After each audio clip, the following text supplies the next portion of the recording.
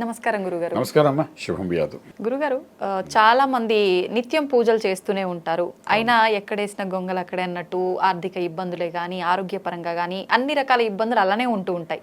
అనుకుంటారు నేను అన్ని రకాల పూజలు చేస్తున్నా, ప్రతిరోజు దేవుడు ఆరాధనలో ఉంటున్నా, అయినా కూడా ఏం లాభం లేదు అని చెప్పి. ఏం చేస్తే బాగుంటుంది గురుగారు? అసలు ఎందుకు అలా జరుగుతుందంటారు? చాలా మంచి ప్రశ్న వేశారమ్మా. దీనికి ఆన్సర్స్ 10 రకాలు ఉన్నాయన్నమ్మా. అందుకే మీరు ఆడవాళ్ళు కాబట్టి మీ 10 రకాలు చెప్తే మీకు ఏదో ఒకటి ఫాలో అవుతారు. ఫస్ట్ ఆఫ్ ఆల్ మీరు అన్నారే పూజలు చేస్తారు ఏం కాలేదనేది.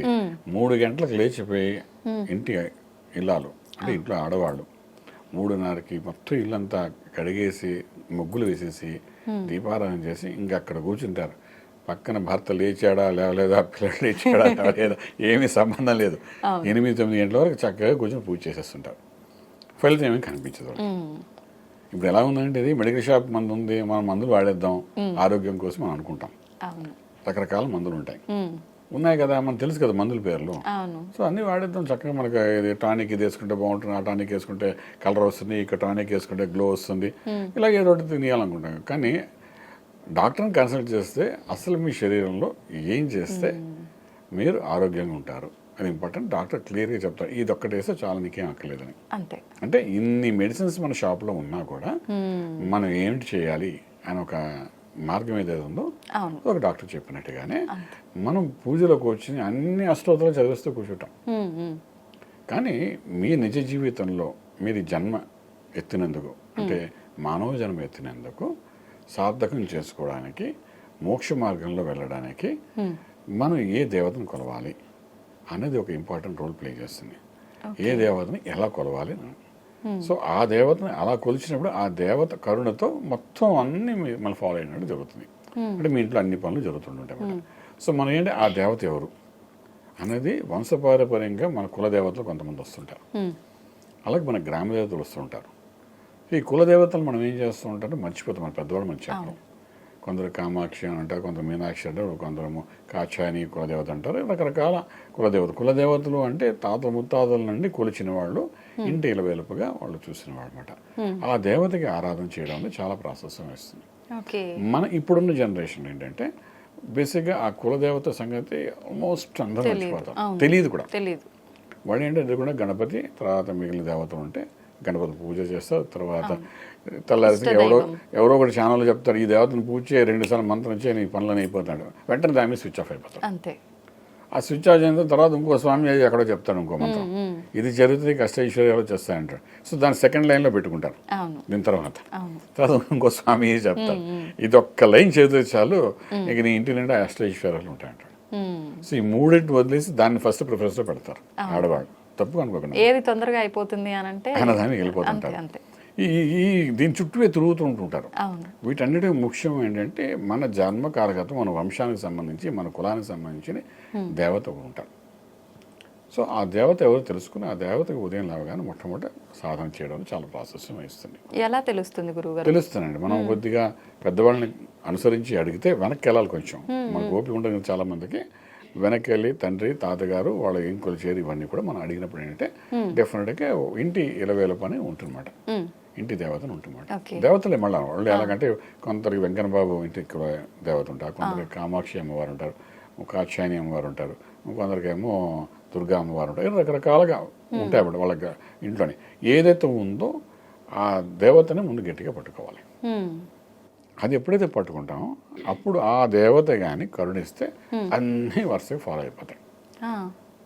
సో అది ముందు తెలుసుకోవడం చాలా ముఖ్యం పడుతుంది. అది మొట్టమొదటి విషయం. ఒకవేళ తెలియని పక్షంలో తెలుస్తున్నాం కూడా. ఎప్పుడైతే మనం పెద్దలను కలుస్తామో వాళ్ళు చెప్తారు. తండ్రి తాత ఎవరికైతే మనం గుర్తుంటాం కదా. తాత వంశానికి సంబంధించిన వాడు ఎవరు ఉంటూనే ఉంటారు కదా. తండ్రికి సంబంధించిన వాడు ఎవరు ఉంటారు.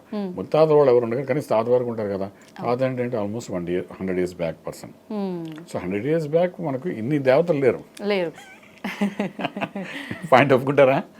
ఇప్పుడు వచ్చేసారు, ఒక పక్క సాయిబాబా అంటారు, ఇంకోరు అంటారు, రకరకాల. ఇప్పుడు లేటెస్ట్గా ఉన్న బాబా అయితే ఇంకా వెంటనే ఇన్సిడెంట్గా ఫలితం ఇచ్చేస్తారు. కాబట్టి వెంకటేశ్వర స్వామి ఎన్నిసార్లు మహత్యాలు చేస్తూ మేము చూశాను మా లైఫ్లోని. రకరకాల మహత్యాలు చేశారు ఆయన, నిదర్శనాలు చూపించారు. ఇప్పుడు ఆయన మన నిదర్శనాల గురించి ఎవరు మాట్లాడరు. ఇప్పుడు సాయిబాబా చేసిన నిదర్శనాల గురించి మాట్లాడుతూ ఉంటారు. అంటే ఈయన దేవుడా కాదా, అది different part of it. But ఏంటంటే ఇవన్నీ మనం చూస్తాం. మనకు దైవంగా భావించినప్పుడు మనకు దాని ఫలితం కూడా వస్తూనే ఉంది. అయితే ఈ మొట్టమొదటి పూజ చేయవలసిన అంటే ఆ దేవత గ్రామ మన ఇంటి ఇలవేల పేరుందో వాళ్ళని మనసులో తలుచుకుని చేయవలసి వస్తుంది. తర్వాత ఇంకొకటి అంటే పూజలు చేసేటప్పుడు కూడాను నియమ నిష్టం కంటే ఇప్పుడు దేవతలు దీపారాధన, ఆ తర్వాత మనం గణపతి మంత్రం చేసి వస్తే అలా ఒకటి ఒకటి చేసుకుంటూ మనం వస్తాం. ఇది ఏంటంటే to maintain your house in a proper వేకి ఉపయోగపడతాయి. తర్వాత లగ్న ప్రకారం అంటే మళ్ళీ జ్యోతిష్యంలోకి వెళ్తాం మనం అనకండి, లగ్నం ప్రకారము ఆ తల్లి ఎవరైతే పూజ చేస్తున్నారో లేకపోతే ఆ ఇంటి యజమాని ఎవరైతే పూజ చేయాలనుకుంటున్నారో వాళ్ళ లగ్న ప్రకారం పంచమ భావం చెప్తుంది ఏ దేవతను కొలవాలి అని. ఇది శాస్త్రంలో ఉంది, జ్యోతిష్ శాస్త్రం ఉంది వెరీ క్లియర్గా. ఇప్పుడు పలానా లగ్నం మీరు పుట్టారు, అక్కడ నుండి పంచమ భావం. పంచమ భావం అనేది మోక్ష భాగం అంటాం, మోక్షము అంటాం.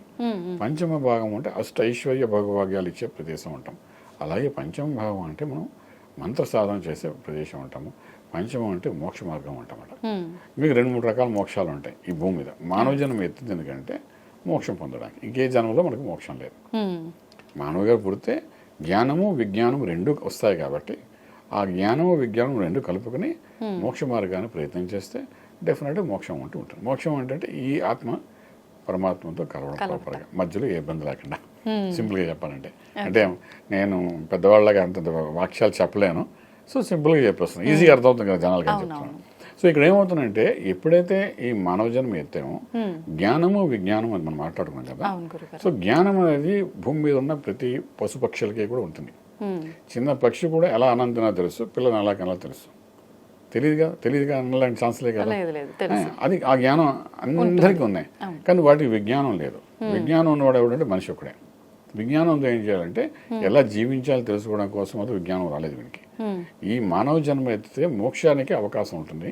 సో మానవ జన్మ ఎత్తడం దుర్లభం అంటారు. ఎన్నో పుణ్యం చేసుకుంటే మానవ జన్మ ఎత్తలేం. సో అటువంటి ఎత్తినప్పుడు మనం మోక్ష సాధన చేయాలంటారు.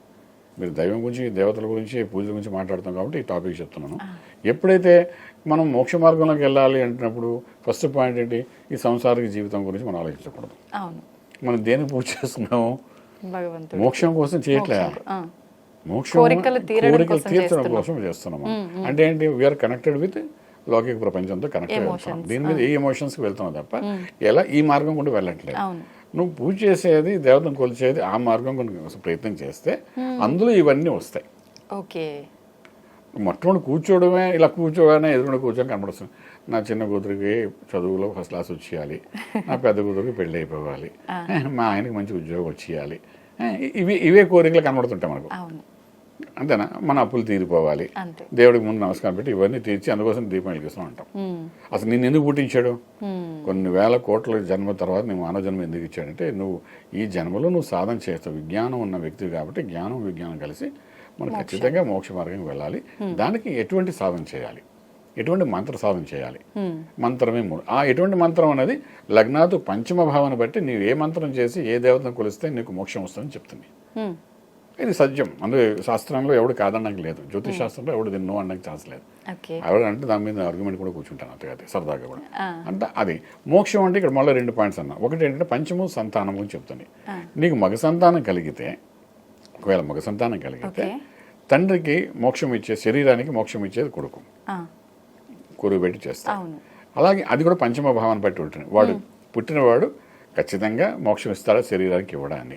ఈ ఆత్మకి మోక్షం రావాలంటే పంచమ భావాన్ని బట్టి ఏ దేవతను కొలవాలి చెప్పిన దాన్ని బట్టి ఆ దేవతను కొలవడానికి ప్రయత్నం చేయగలిగితే డెఫినెట్గా మనకు మోక్షం వస్తుంది. ఈ మోక్షం కోసం చేసే శరీరంలో భాగంగా ఆ దారిలో వెళ్తుంటే మనకు మిగిలివన్నీ ఆటోమేటిక్ దొరుకుతాయి. మనం దాని ప్రయత్నం చేస్తే ఇవన్నీ దొరుకుతాయి వరుసగా. కానీ మనం దాని ప్రయత్నం చేయకుండా ఇవన్నీ కావాలనుకుంటే ఆ మార్గం ఒప్పుకోదు. సో సింపుల్ లాజిక్ అంటే దానికోసం ప్రయత్నం చేయాలి అని. మనకి ఏంటంటే ఆహారం ఎందుకు తీసుకుంటున్నాం అంటే మనం బతకడం కోసం, తినడానికి కోసం చాలా మంది ఆహారం తీసుకుంటారు, బతకడం కోసం కాదు. సో డిఫరెన్స్ రెండింటికి ఉంది కదా. సో ముందు ఆ మోక్ష మార్గాల కోసం చేసే ప్రయత్నంలో మీ జాతక రీత్యా పంచమ భావంలో ఏ దేవతను కొలవాలని చెప్పి ఆ దేవతను నెక్స్ట్ మీరు కొలవాలి. అక్కడ ఒకటి మనం కులదేవత అనుకున్నాం, రెండవది పంచమ భావాన్ని బట్టి ఏ దేవతను కొలవాలనేది దృష్టిలో పెట్టి ఆ దేవతని మనం ఆరాధన చేయాలి. అలా చేస్తున్నప్పుడు మనకు మోక్ష మార్గము, మోక్షం అంటే మనకు సులువు. మోక్షం అంటే ఇంకొక మీనింగ్ కూడా మీకు చెప్తాను. అదేంటంటే 10th క్లాస్ పాస్ అయినవాడు పాస్ అయితే వాడికి అది మోక్షం. పెళ్లి కానివాడికి పెళ్లి అయితే మోక్షము చెప్తున్నాను, ఉద్యోగం రానివాడికి ఉద్యోగం వస్తే మోక్షము, అంతే కదా. అది మోక్షం ఫిల్లింగ్ ది బ్లాంక్స్ లో ఏంటంటే ఏది కాలేదు అది జరిగితే వాడు రిలాక్సేషన్ ఇస్ మోక్షం. ఈ మోక్షం కోసం కూడా ప్రయత్నం చేస్తారు అందరూ, చేయింది జీవితంలో ఉండలేరు కదా. సో ఈ మోక్ష మార్గానికి వెళ్ళాలి అంటే నీ పంచమభావంలో దేవతను కొలవాలి లౌకికంగా. ఫర్ ఎగ్జాంపుల్ మిథున లగ్నం అనుకుందాం, ఉదాహరణ చెప్తున్నాం. మిథునానికి పంచమ భావం ఏంటి అంటే తుల. తులాకి అధిపతి ఎవరు శుక్రుడు. అంటే మిథున లగ్నం వాళ్ళు అమ్మవారిని కొలవాలి. మళ్ళీ జాతకరీత్యా ఏ అమ్మవారిని కొలవాలి, అలా కూడా చూసుకోవాలి మళ్ళీ. కొలిస్తేనే కానీ ఈ లౌకిక ప్రపంచంలో ఉన్న సమస్యలను బయటపడ్డాము, ఆ దేవతని కొలుస్తూ మోక్ష మార్గం తెలుసుకోవడం జరుగుతుంది. సో చాలా అద్భుతమైన సబ్జెక్టు. అస్ట్రాలజీని పక్క తీసి పెడతారు కానీ చాలా మంది అసలు అదంతా అక్కడ నుండే ఉంది. అంటే నేను అది వచ్చి కదా అది చెప్పడం కాదు, ఇది ఫ్యాక్ట్ ఇస్ దట్. ఇప్పుడు మీరు అడిగిన ప్రశ్నలో ఆన్సర్ అక్కడే కనబడుతున్నాను. ఏ దేవతను కొలవాలి, మీరు అన్నారు ఉదయం నుండి ఎలా పూజ చేసేస్తుంటారు అవుతుందా లేదా అని. సో ఫస్ట్ వాళ్ళు కులదేవతని, తర్వాత పంచమ భావాన్ని బట్టి ఏ దేవత ఉందో ఆ దేవతను చేసుకోవాలి. ఆ రెండింటిని గట్టిగా పట్టుకుంటే ఇంటి వాళ్ళది ఎంత సుఖశాంతులతో ఉండడం, మంచి యోగాలకు వెళ్ళడానికి అవకాశం ఉంటుంది. సో ఇవన్నీ రెండు ముందు మర్చిపోయి ఏం చేస్తారంటే రాత్రి టీవీలో చూసింది, యూట్యూబ్లో చూసింది మంత్రాలు ఏవి ఉంటే అవన్నీ ప్యాకింగ్ అంతా రెడీ పెట్టుకుని ఉదయం లేచి, అంటే ఎవరిని తప్పు పట్టాను అంటే సరదాగా చెప్పాలి కదా చెప్తున్నాను, ఉదయాన్నే 3:30 లేచి మీరు ఇంకెవరితో సంబంధం లేదని కూర్చుంటారు. కూర్చుని అవన్నీ సాధన చేస్తూ కూర్చుంటారు. అది యూట్యూబ్లో చెప్పిన మంత్రాలు ఎంతవరకు వర్కౌట్ అవుతాయి, అది నిజమా కాదా, అలా తెలుసుకునేవి మనం చేయొచ్చా చేయకూడదా, వాటిని చదవడం వల్ల మంచి జరుగుతుందా చెడు జరుగుతుందా, అదంతా పెద్ద సబ్జెక్ట్.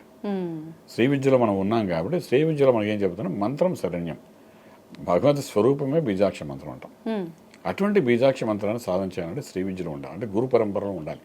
గురు పరంపరలో గురువు ద్వారా ఉపదేశం తీసుకున్న మంత్రాన్ని ఎప్పుడైతే మనం సాధన చేస్తాం అప్పుడు మోక్ష మార్గం కనబడుతుంది. శ్రీ విద్యలో కూడా చెప్తుంది ఏంటంటే, చక్కగా మీరు శ్రీ విద్యోపాసకులు అన్నా కాబట్టి అందులో ఒక లైన్ చెప్తున్నట్టే, మనకు భోగంతో కూడా మోక్షం ఎక్కడ వస్తుందా అంటే శ్రీ విద్యలోని వాళ్ళకి వస్తుంది. శ్రీ విద్య నేర్చుకుని అందులో గురు గణపతి బాల మంత్రాన్ని కానీ సాధన చేస్తే డెఫినెట్గా భోగంతో కూడా మోక్షం, అంటే ఇహలోకంలో భోగభాగ్యాలు అనుభవిస్తూ మోక్ష మార్గాన్ని కూడా వస్తుంది, మోక్షాన్ని కూడా వెళ్తాడని చెప్తున్నమాట. అరుదు శ్రీ విద్యలోకి రావడం అరుదు, శ్రీ విద్యోపాసకుడు రావడం చాలా కష్టం. గురు పరంపరలో వచ్చి ఆ విద్యను నేర్చుకోవడం అనేది చాలా కష్టమైన క్లిష్టమైన స్థితిగతి అని చెప్తుంటాం. సో అటువంటి ఆ శ్రీ విద్యలో వచ్చి ఎవరైతే సాధకులుగా ముందుకెళ్తారో డెఫినెట్గా వాళ్ళకి వాళ్ళ దేవత ఎవరో తెలుస్తుంది, ఏ మంత్ర సాధన చేయాలో వాళ్ళకి తెలుస్తుంది, సాధన ఎంత చేయాలి ఎలా చేయాలి పద్ధతి తెలుస్తుంది. అన్నిటికన్నా ముఖ్యం ఏంటంటే బీజాక్ష మంత్రమే భగవత్ స్వరూపం అంటాను నేను. ఆ బీజాక్ష మంత్రానికి ఎంత విలువతో ఎంత భావనతో చేయాలన్నది తెలుసుకునేది శ్రీ విద్యలోనే. సో ఆ విధంగా తెలుసుకుంటూ ముందుకెళ్ళడానికి ప్రయత్నం చేయగలిగితే డెఫినెట్గా 3-4 గంటలు కూర్చోకల కరెక్ట్గా అరగంట కూర్చుని పూజ చేస్తే తెల్లారితే వాళ్ళకి ఫలితం కనబడిపోతుంది. అంత అద్భుతమైన శాస్త్రాన్ని మనకు భగవంతుడు గురు పరంపరలో మనకు చెప్పారు. సో అవి నేర్చుకుని ముందుకు వెళ్ళడానికి ప్రయత్నం చేయగలిగితే మాత్రం డెఫినెట్గా రాజమార్గంలో రాజ్యం పొందుతారు. గురుగారు, రూపాలు వేరు కానీ భగవంతుడు ఒక్కడే అని అంటుంటారు కదా, మరి మనం ఏ రూపంలో కొలిస్తే ఏముంది, కులదైవం అయితే ఏంటి, ఏ రూపం అయితే ఏముంది అని అడిగే వాళ్ళు కూడా ఉంటారు కదా గురుగారు. మరి దానికి మీరు బట్టల షాప్కి వెళ్ళి ఆ బట్టని ఇలా చుట్టేసుకుని బయట తిరగడానికి వెళ్ళిపోండి. బట్టల షాప్కి వెళ్ళి తానులో బట్ట తీసేసుకుని నాకు నచ్చింది తుడుచుకుని ఇలా కట్టేసుకుని వీధులు అందరూ కలవడానికి వెళ్ళిపోతారండి. మీరు లేదు ఏం చేస్తారు దాన్ని, దానికి ఒక ప్రణాళిక ఉంటది కదా గురువు గారు, దాన్ని కుడతారు, షర్టు ఎలా కుట్టాలి, ప్యాంట్ ఎలా కుట్టాలి, ఇవన్నీ చేస్తే దానికి రూపం వస్తే అమ్మాయి ఈ రూపంలో వేసుకుంటే నేను నడవగలను, లేకపోతే నాకు నడవడం కష్టం, చూసేవాడే కష్టం, నడిస్తే మనమే పడిపోతాం, ఇంత కష్టాలు ఉన్నాయి కదా. అదొక రూపం ఇదొక రూపం, మరి ఆ రూపంలో మనం వేసేసుకోవచ్చు కదా.